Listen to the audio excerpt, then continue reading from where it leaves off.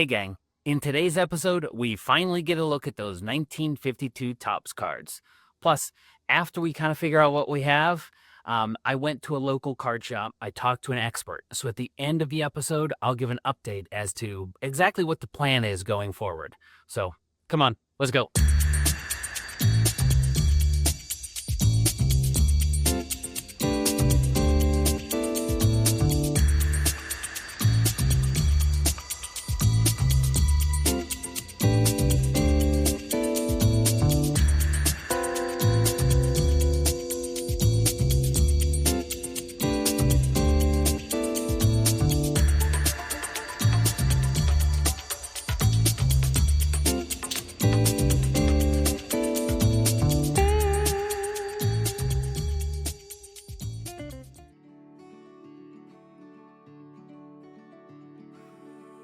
Dan's biggest 1952 set.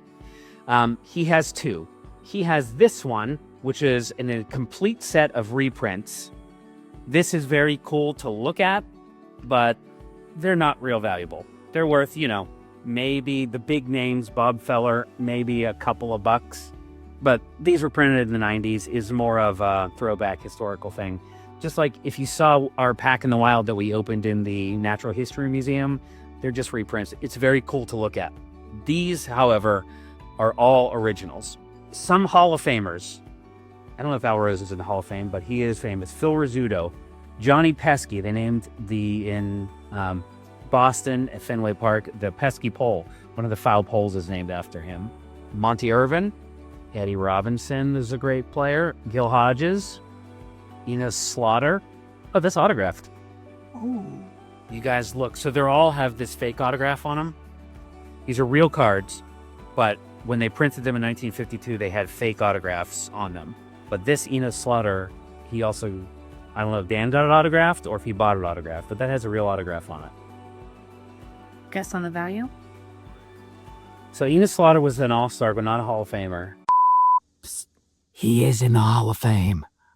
I'm sorry. I have one of his cards that I'm actually going to list on our eBay shop. Shameless plug. 200 to 300? Just a guess. Okay.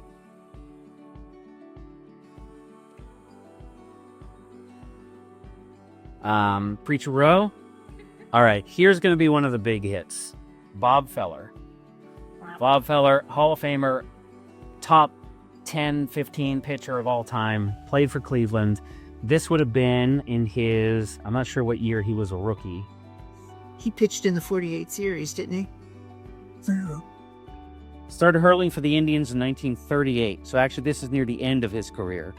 Still very valuable. All right, so here's Billy Martin, famous Yankee. Is he second base? Second base and manager. Yeah, then he became a manager. I think he was their manager 4 different times. They're fired each time. Yeah, got fired. They would fire him, and then Steinbrenner would hire him a few years later, and then he'd be the manager for 2 years, and then he'd fire him again. What was Mickey Mantle's biggest salary? I don't know. Do you know? $100,000. Really? He's probably made more in his career from appearances at autograph shows and things like that than he ever did during his playing career. One other thing I want to look at is why some of the backs of these cards are black and some of them are red. I'm not sure if that means that they're worth more. Most of them are red, so I'm guessing black is better. Yeah, do you have something in your pocket? Yeah. Why don't you ask ChatGPT?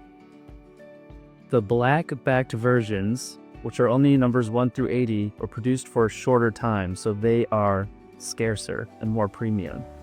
Does it affect authenticity? Both colors are 100% legitimate 1952 originals. They just come from different print runs. So Al Rosen, Phil Rizzuto, John Pesky, all black.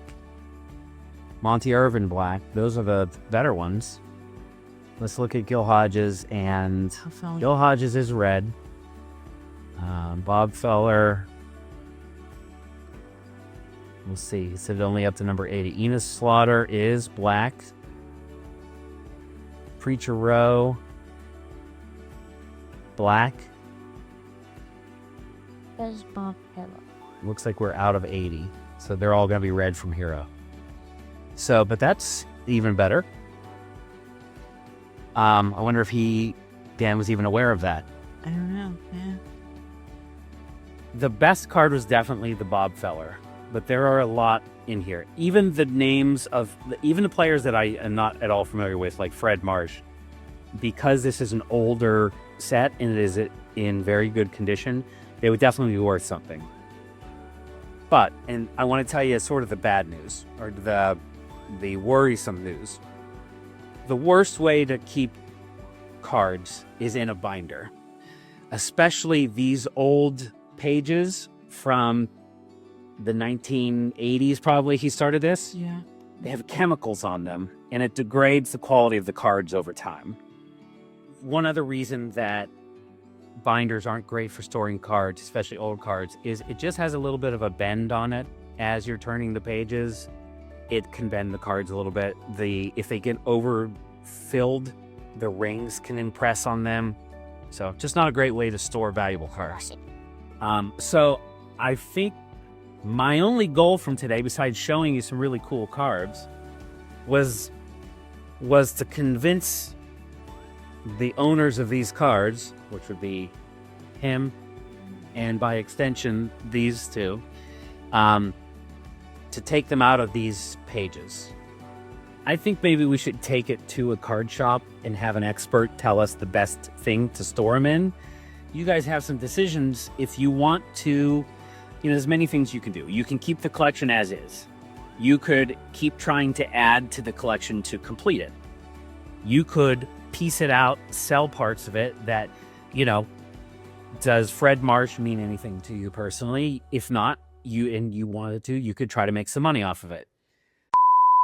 Okay, so I went to my local card shop and I talked to the owner, who is an expert on all things cards, but he is specifically an expert on grading and grading vintage cards. He does it all the time. He knows exactly what a card's grade is going to be before it even comes back. So he looked at the cards. He said they're very nice. He was excited to see them. He threw a little bit of water on their valuation. He, instead of being worth maybe PSA 6, he thinks maybe more like PSA 4 and 5 for most of them. That's still very valuable. The most valuable cards were the Bob Feller, as we thought, but the Phil Rizzuto had that black back on it, and that also is very valuable. So he thought they would grade to a PSA 4, so they would be worth in the upper hundreds, not the thousands.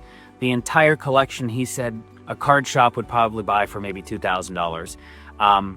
You could piece them out individually, maybe grade them, get more than $2,000, but probably not the many, like $100,000 that makes it worth selling. It's worth more for the sentimental and emotional value. So for now, at least, we're going to put them in some better top loaders. We got a top loader binder, so it actually fits the cards in the top loaders. You can flip through it, look at it. It's very safe and secure.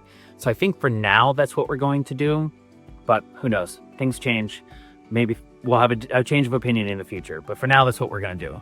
And no, they will not be kept at my house. Please don't break in. He did say if we want to try to complete the set, probably impractical because of the cost of a Mickey Mantle card. But the low number set is numbers 1 to 310. And the only super expensive card in there is a Willie Mays. So if we wanted to save up and get a Willie Mays card for a few $1,000s and complete the low number set, that is something that we could do. But not being millionaires, we're never going to complete the high number set, which has Pee Wee Reese and Eddie Matthews Rookie and Jackie Robinson, and it's just not practical. All right, so I really hope you enjoyed going through some of this stuff today with us. I would love if you could comment what your favorite thing that we showed today was, because there were many awesome memories. Thank you so much for joining us. We will be back next week. Say bye. Yeah.